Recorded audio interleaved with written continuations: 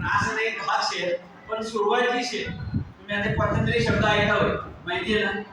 सकाळी उठावाय पतंजली चालू असते आपले दात घासानं पतंजली आणि रात्री झोपायच्या वेळेस काही लोक ते पतंजली चूर्ण बी देत असतात.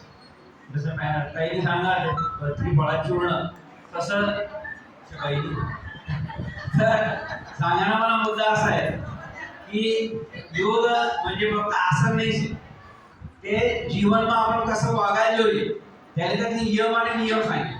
तर पहिला नियम जो शे तो त्यांनी असं सांगितलं अहिंसा असं म्हणतात. म्हणजे काय हिंसा करायची नाही.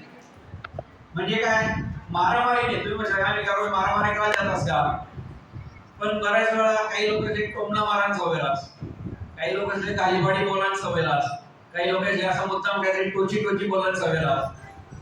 सासूले रास सुनले बी रास सासराले बी रास ते रास प्रत्येक धर्म काही नाही काही रास.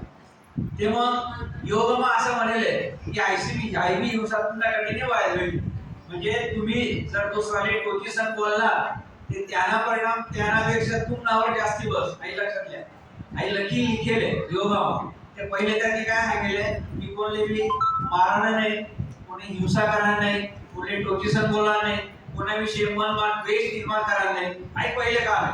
म्हणजे तुला एखादा आसन नाही जमलं तरी विचारेल पण पहिलं काम तुम्ही आई करा नाही की दुसऱ्याला टोची सण बोलणार नाही आणि दुसऱ्याला हिंसा करणार नाही. दुसरं म्हणाले त्यांनी की सत्य बोला ना हमेशा. आता आजकाल सत्य काय आहे आपल्याकडे माहिती की मोबाईलवरच ते सत्य राहत ते मोठं फॉरवर्ड करायला आपल्याकडे आईकडं सत्यशी फॉरवर्ड पुढे करायला लागला. ते दुसरं सत्य असं केले की तुम्ही जिथं खरं बोलशाल तिथलं तुमचं आरोग्य चांगलं आहे. तर पहिलं अहिंसा सत्य. तिसरं त्यांनी सांगितले अस्तेय म्हणजे चोऱ्या चपाट्या करणार नाही. आता आजकाल काय होईल भ्रष्टाचार आपल्याकडे आता शिष्टाचार होईल. बऱ्याच लोक धर्म भ्रष्टाचार बस पण काही लोक त्याला आपण काय म्हणतो ना पाठिंबा देतात. ते योगशास्त्रामध्ये पहिलं पहिलं असं म्हणले की तुम्ही चुकीनं जे आहे चुकीनं पद्धती पैसा कमावणार नाही, चुकीनं पद्धतीने यश कमावणार नाही. आणि 3000 वर्षापूर्वी पहिले पतंजली मुनी लिखिले लक्षात घ्या. तर अहिंसा सत्य अस्तेय तिसरं चौथं त्यांनी सांगितले ब्रह्मचर्य. याचा अर्थ काय याला अर्थ काय की आपलं बटा इंद्रियवर ताबा ठेवा.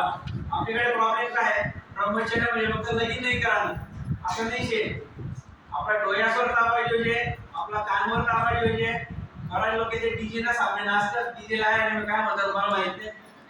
डीजेना सामने नाचतात आणि कान पैरा करले. काही लोक राहतले 12-1 पाहिलं पण ते फेसबुक इंस्टाग्राम काही चालू राहत त्यामुळे डोळे खराब करले. सांगायला मुद्दा असा काही लोक जास्ती खातात आणि आपलं पोट खराब करले येतात. काही बघा आई का आई म्हटले आई संयम जो आहे तो महत्वाचा आहे. त्याला ब्रह्मचर्य असं म्हणतात.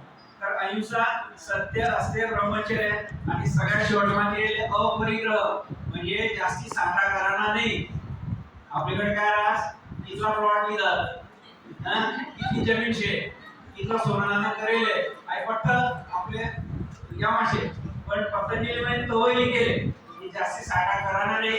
जास्ती साठा करा तुमले त्यांना म्हणजे आपले तब्येत होईल. या 5 जसा नियम शे तसा 5 नियम बी आहे. पहिला नियम त्यांनी असं सांगितले की सकाळी उठल्याबरोबर पूर्ण पोट साफ व्हायला पाहिजे. बराच लोक ते होत नाही. पहिला आहे शारीरिक शुद्धी आणि दुसरं केले मानसिक शुद्धी. म्हणजे काय की तुम्ही तुमचं मन जो आहे मन सुद्धा तुम्हाला शुद्ध ठेवायचे निर्मळ ठेवायचे असं लिहिलेले. दुसरं त्यांनी म्हणलेले संतोष. संतोष येणार काय की हमेशा तुम्ही आनंदी राहा ना, हमेशा तुम्ही समाधानी राहा. आणि जिथला तुम्ही समाधानी राहशाल जिथला आनंदी राहशाल तेवढं तुमचं जे मानसिक आरोग्य आहे ते चांगलं राहावं तुमचे मदत राहा. तर बघा शौच संतोष आणि तिसरं तप केले. तप येणार काय की तुमले काहीतरी कमावणं नसे ते तुमले खडतर प्रयत्न करायला असं डायरेक्ट जे आपण म्हणतात ना डायरेक्ट अमायश डायरेक्ट भेटत ते गलत आहे. असं पतंजली मुनींनी 24 काळामध्ये केले 3000 वर्षापूर्वी पहिले. तर शौच संतोष तप आणि चौथं त्यांनी लिहिलेले स्वाध्याय लिहिलेले स्वाध्याय. स्वाध्यायाचा अर्थ काय की आपल्याला ते चांगलं ऐकायला भेटस ते आपल्या जीवनात उतरवायला पाहिजे त्याला स्वाध्याय म्हणतात. आता बऱ्याच महिला प्रवचनाला जातीस काही काय ऐकायला जातीस मोठा मोठा बाबा मग घरीचा झगडा चालू होईल. तसं नाही ते गलत आहे.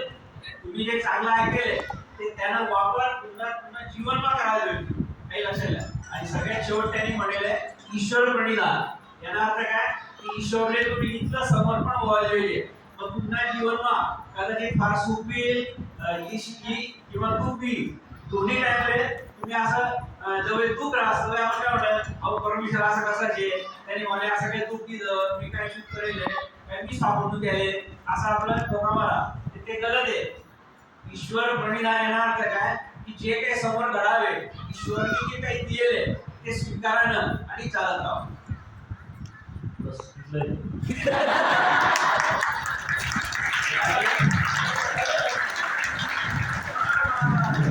ज्याने म्हणतात नियम एकदम दोन घटना शिकवला लोक चार घटना वापरतात आणि याकडे टाइम कमी आहे आणि त्या मायावानी बोलायचे तुम्ही प्रयत्न करेल तुमले समजा योग नाही करा तरी बी चालेल पण याच्या 10 मी सांगितले यामुळे आपण पुढे वाटतच का एका बघा इच्छा धन्यवाद आयर आणि